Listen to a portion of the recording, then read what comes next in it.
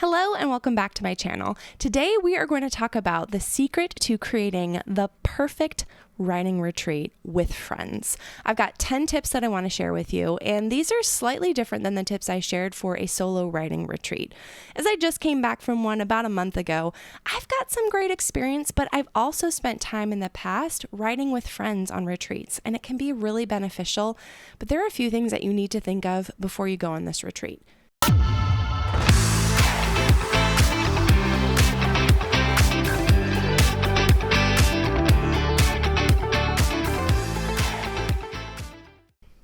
All right, so the first tip I have in creating the perfect writing retreat with friends is to kind of know yourself. How do I write the best? Do you like being away with other people? Can you still feel productive even though there's like other things going on or maybe a schedule that you have to follow?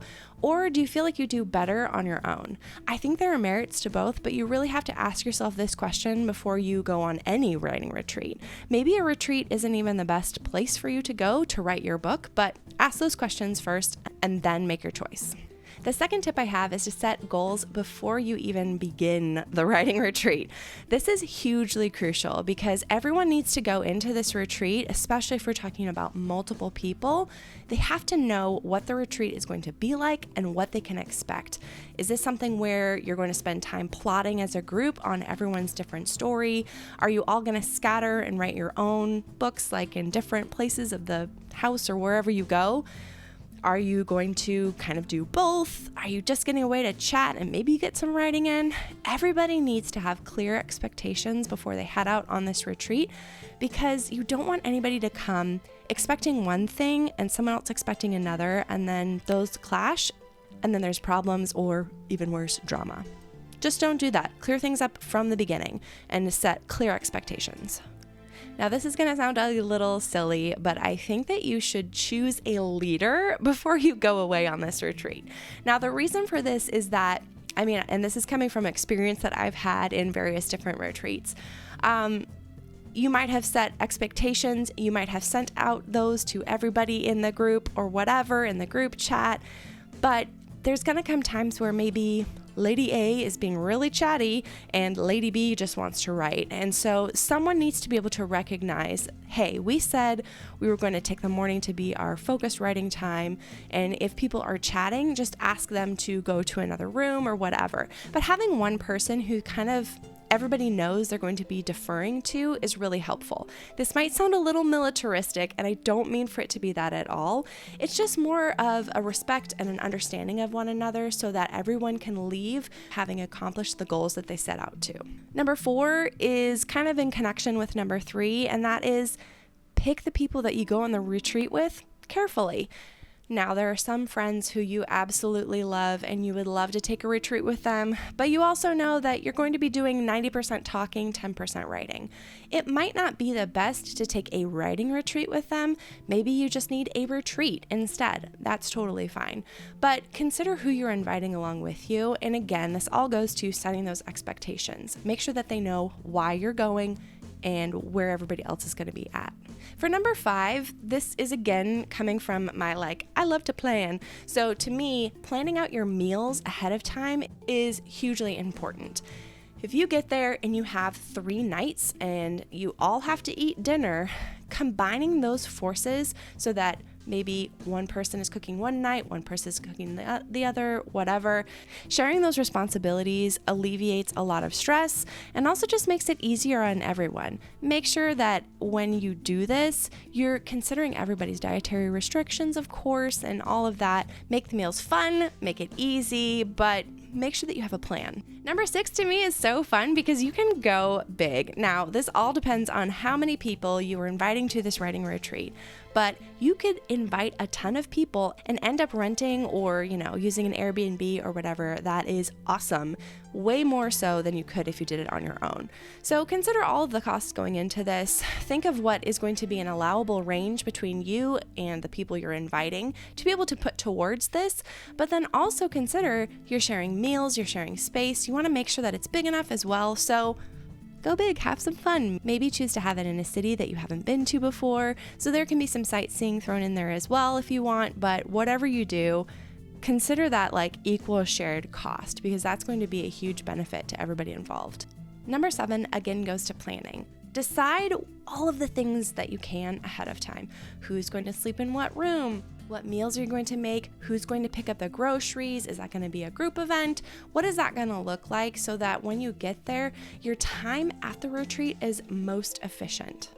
Number 8, leave time for fun. Okay, yes, you're there to work, you're there to write or plot or brainstorm or whatever, but also you're there with fellow writers. And I think a lot of the times we end up writing alone in our hovels with our books, and that's good, and that is good for our productivity. But don't underestimate the refreshment that can come from spending time with other writers. This is huge. So for me, I know in the retreats that I've been to in the past, yes, we will buckle down and work. We will get those words on the page, but then we'll play games, or we'll share a meal together, or we'll watch a movie, whatever that looks like. It's just a way for your brain to be refreshed and ready for the next writing session. And number 9 is care for one another. So I think before anybody sets out on a retreat, all of the members have to kind of have this mindset, and that is, why are we going? Who are we going with? And what goals might they have that I don't have, or vice versa? I think this is important because it helps us to reframe things when we're at the retreat. Again, like I've said, I've been on several retreats, and some of them I have come away with a little less productive than I would have liked. And part of that is on me because, well, a lot of that is on me because I didn't buckle down like I should have. But then another part of it is also that if people are talking, it's really hard to be like, hey, excuse me, I'm going to go right in the corner or something. Or can you go take that conversation elsewhere? Again, why it's good to have a leader. But what I really think is most important walking into a retreat like this with multiple other people is considering that they all have goals that they hope to achieve as well. And so it's just giving each other grace. If someone says that they want to get up at dawn to write, let them do that. But if you write best writing late into the night, you do that. It's all about respecting other people's boundaries, but then also sticking true to your goals. If you need to say, I'm so sorry, I'm having a ton of fun, but I really wanted to get 2,000 more words in tonight. Do that. That's okay. And I think having the right people with you on this retreat, they're going to respect that decision. And then number 10, again, goes to planning ahead, but consider the cleanup.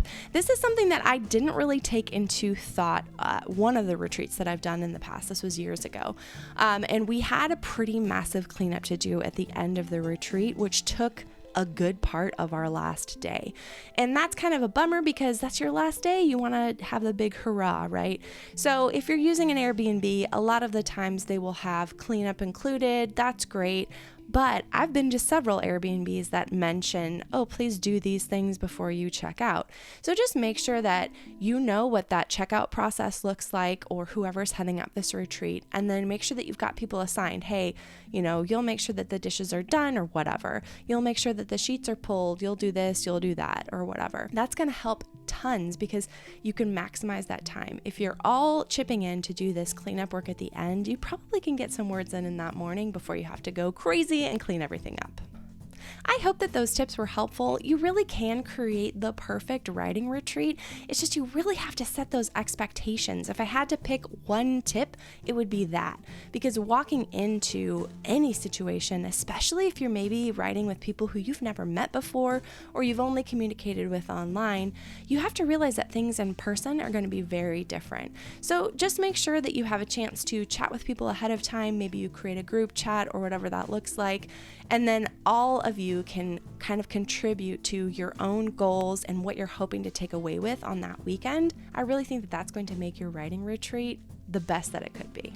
Well, thanks so much for sitting through these 10 tips to creating the perfect writing retreat with other people.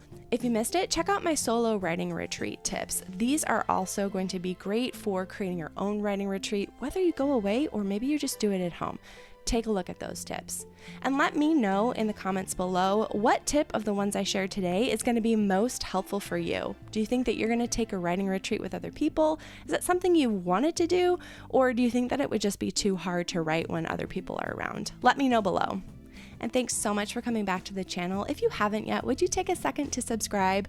I am just so excited to be restarting this channel, and I can't wait for all of the awesome videos that I have planned for you guys.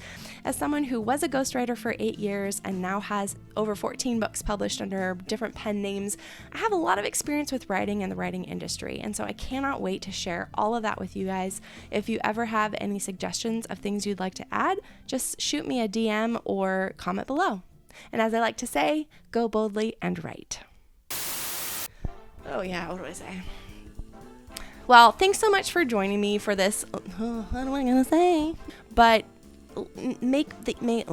maybe choose it. Maybe choose. No, don't put that in there.